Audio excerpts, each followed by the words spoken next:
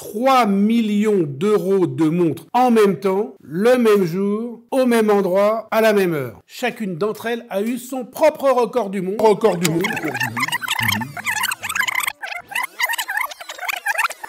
Bonjour les toqués du Tic Tac. Aujourd'hui, une émission que beaucoup d'entre vous m'ont demandé en message perso sur mon compte Instagram. Et là, je dois avouer que j'ai un peu galéré pour réunir les 3 bombasses de la mort qui tue en même temps, le même jour, au même endroit, à la même heure. Et oui, parce que pour beaucoup, c'est des pièces tellement rares qu'elles font le tour du monde en permanence pour être montrées aux éventuels clients. Mais voilà, c'est fait, elles sont là, et avec leur garde du corps, car chacune d'entre elles a son propre team de sécurité. C'est bien simple, on se croirait à Fort Knox. Faut dire qu'il y a quand même 3 millions d'euros de montres sur ce plateau, avec seulement 3 montres, et aucune d'entre elles n'a des pierres précieuses. Comme toujours, pour avoir le prix de ces merveilles, il vous faudra aller sur le site mywatch.fr, où vous pourrez lire l'article très complet de Chloé, à la fois sur les caractéristiques, les prix, les fonctions, etc. 3 millions d'euros pour un poids total de 93 grammes, je me demande si on n'est pas le gramme le plus cher au monde. Bon, enfin, si vous en connaissez d'autres, vous laisserez des commentaires.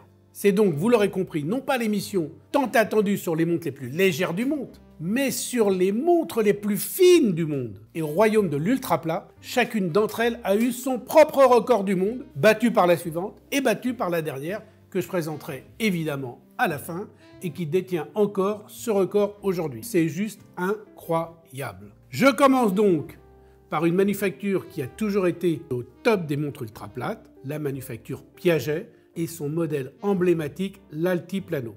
Je rappelle pour les ignares que Altiplano veut dire plaine d'altitude, en espagnol, que c'est une région qui est située au cœur de la cordillère des Andes, et qu'elle est la plus haute région habitée au monde, après le plateau tibétain bien sûr. C'est magnifique, c'est un très beau voyage à faire. Si vous avez l'occasion, allez-y. Paysage sublime, immense étendue d'eau avec des flamants roses par dizaines de milliers, un lac salé géant, le Salar de Uyuni. Bon bref, je vous mets une photo, ça vous donnera une petite idée. Quand j'y suis allé, je me suis régalé. Revenons donc à Piaget et au record qui jalonne très tôt son histoire, avec, en 1957, le premier calibre mécanique de 2 mm d'épaisseur. Et en 1960, le calibre automatique le plus plat du monde, 2,3 mm d'épaisseur, un record du monde. Et là commence véritablement la quête de l'ultra plat. La manufacture enchaîne ensuite au fil des années une vingtaine de calibres extra plats, dont la moitié sont détenteurs de records du monde, du genre la montre automatique la plus plate du monde, la montre squelette la plus plate du monde,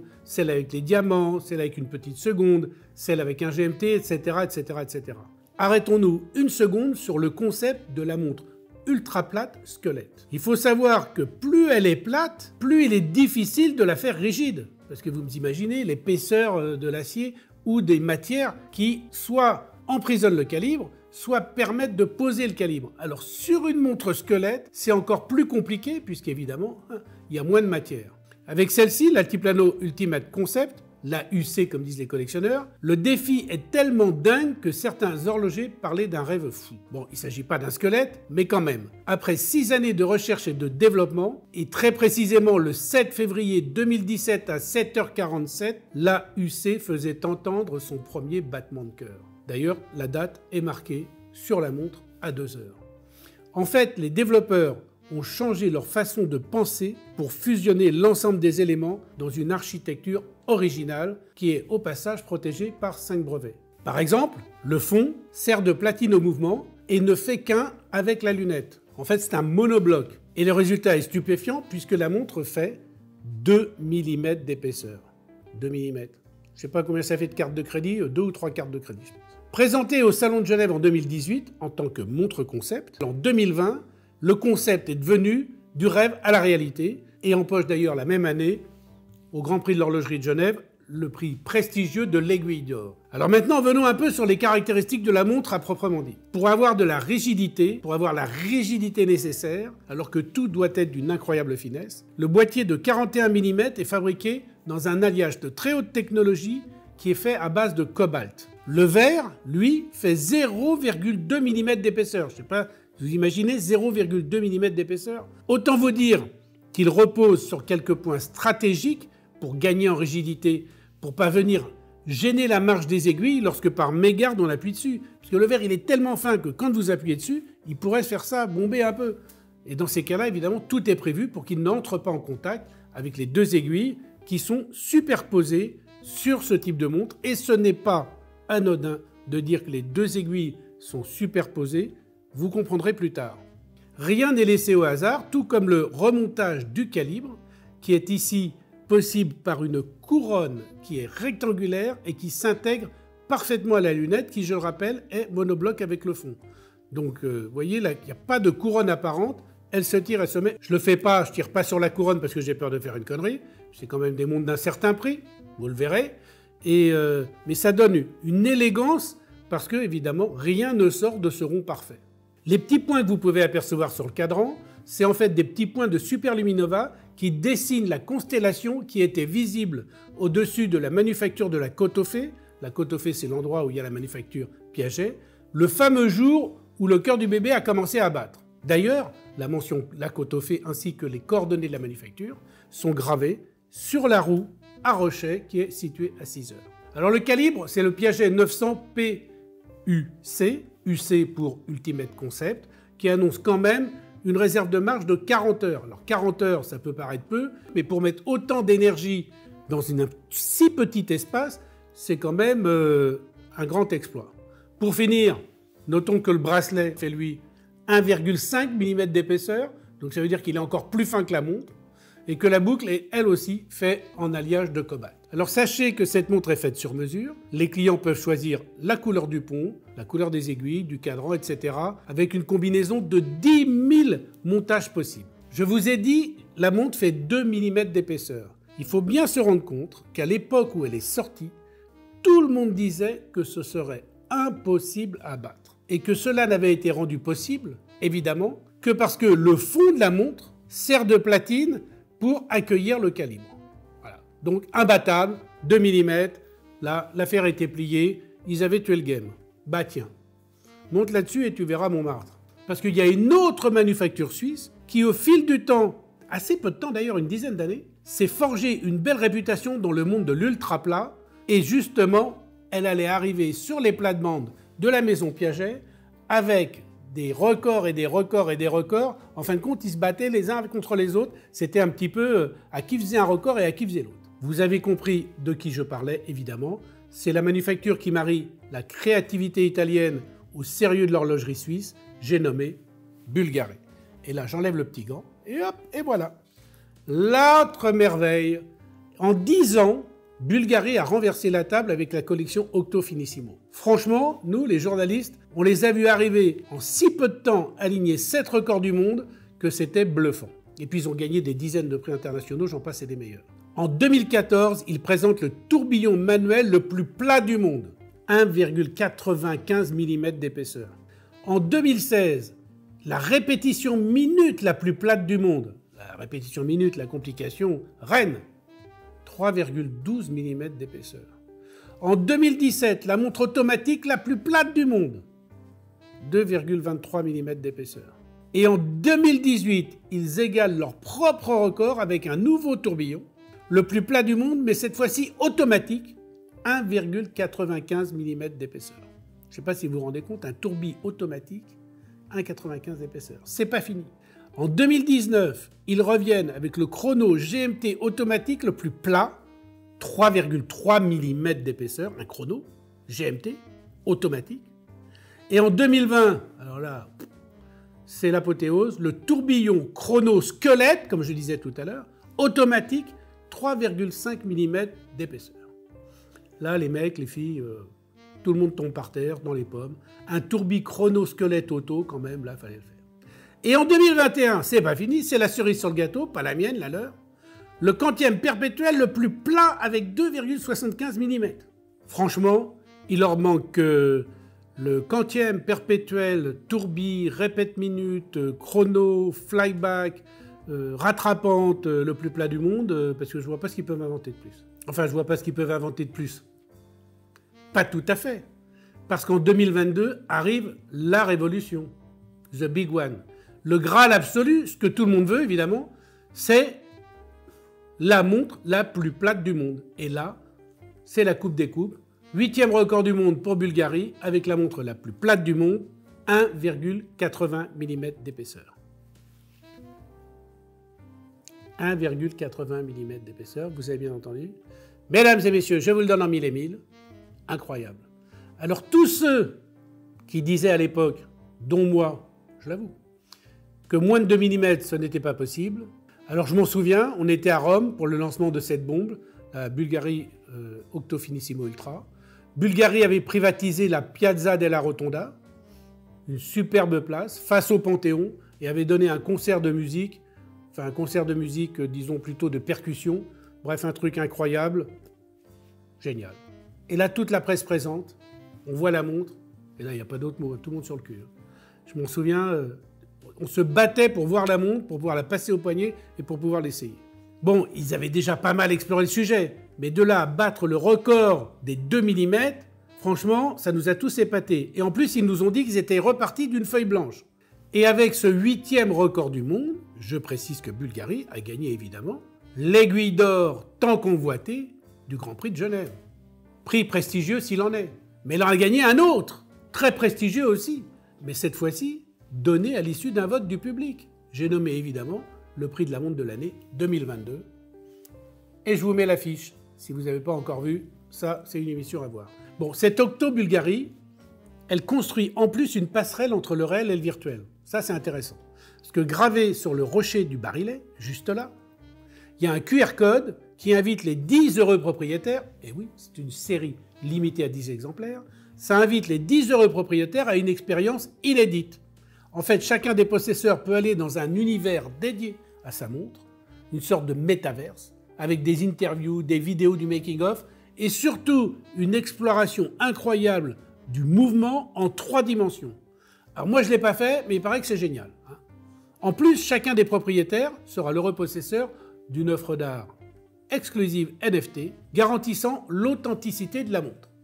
Alors, je ne rentrerai pas dans le détail de ce qu'est le non-fongible token, le NFT, que cela fonctionne grâce à la blockchain.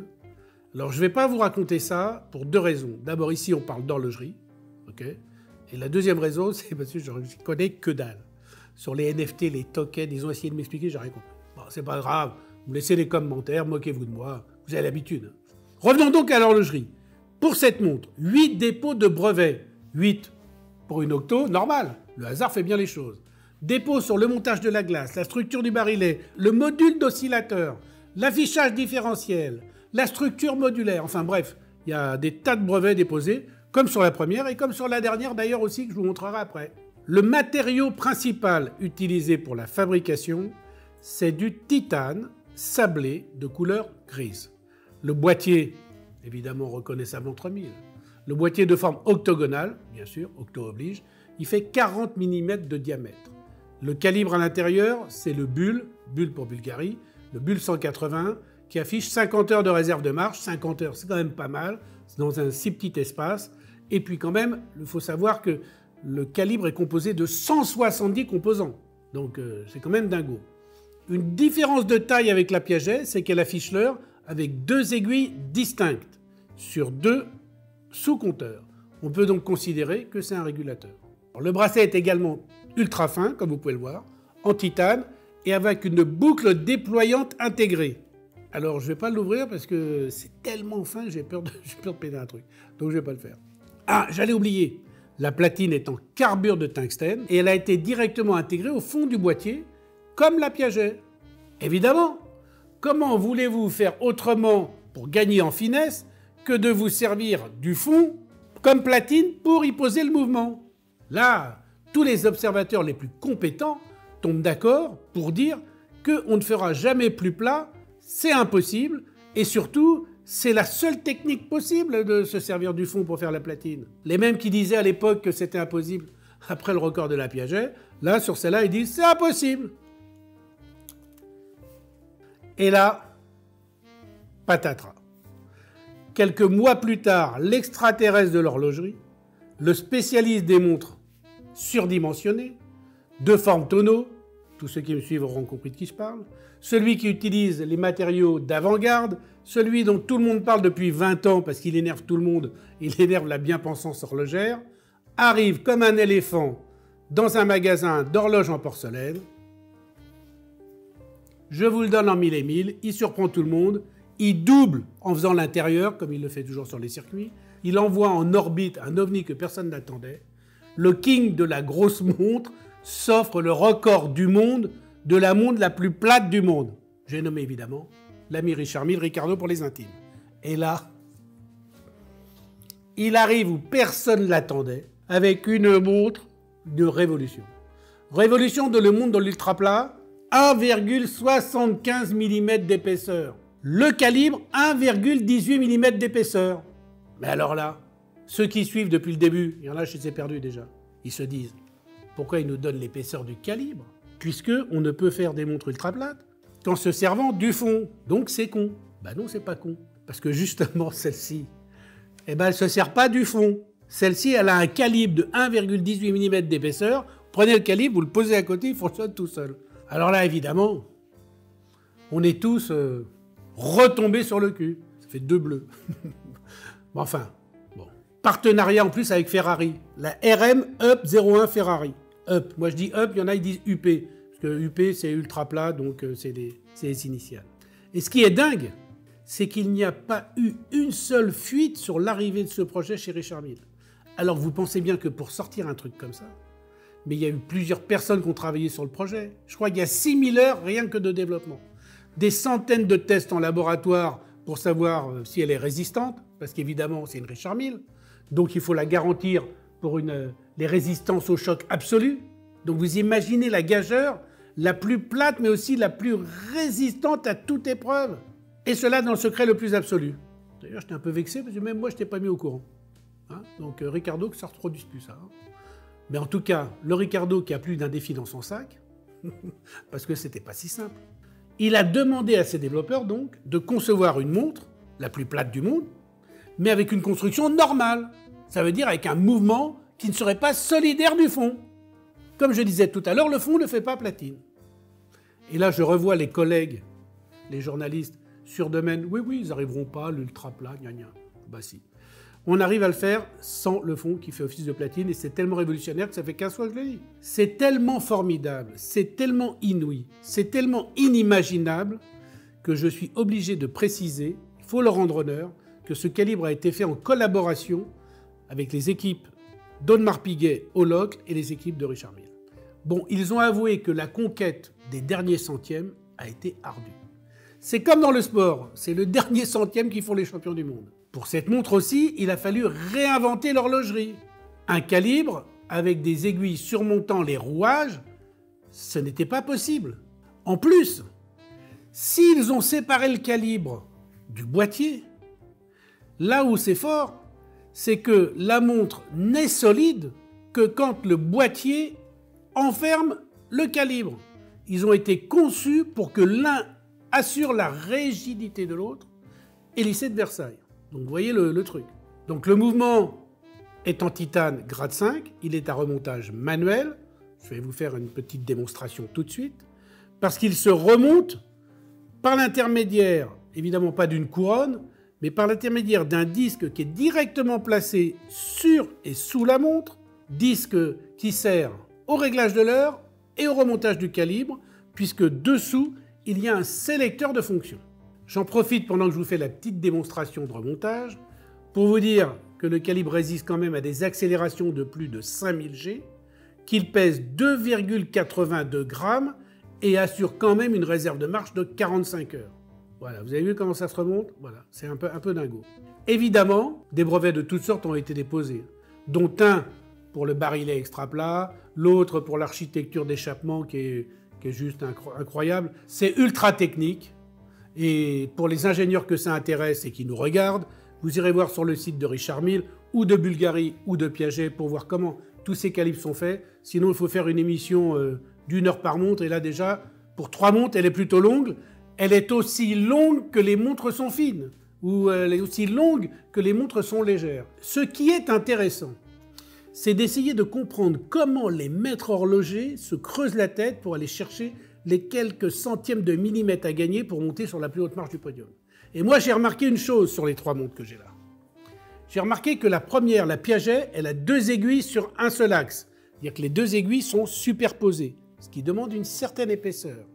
J'ai remarqué que sur la Bulgari, les aiguilles n'étaient plus superposées, elles sont chacune sur un compteur. Donc, ils ont gagné en hauteur. Et sur la Richard Mille, il n'y a plus d'aiguilles. Ce sont 2 disques.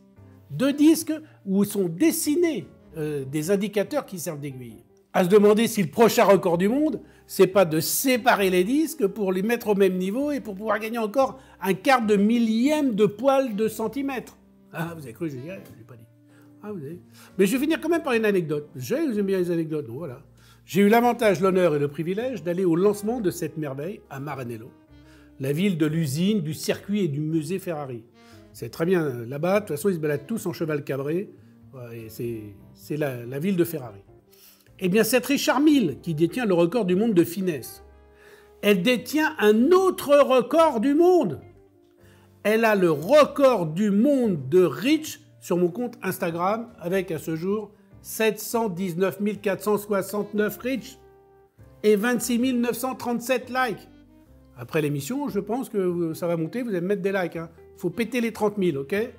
Quand je pense qu'à l'époque, j'avais à peine autour de 40 000 followers. Vous imaginez l'engouement?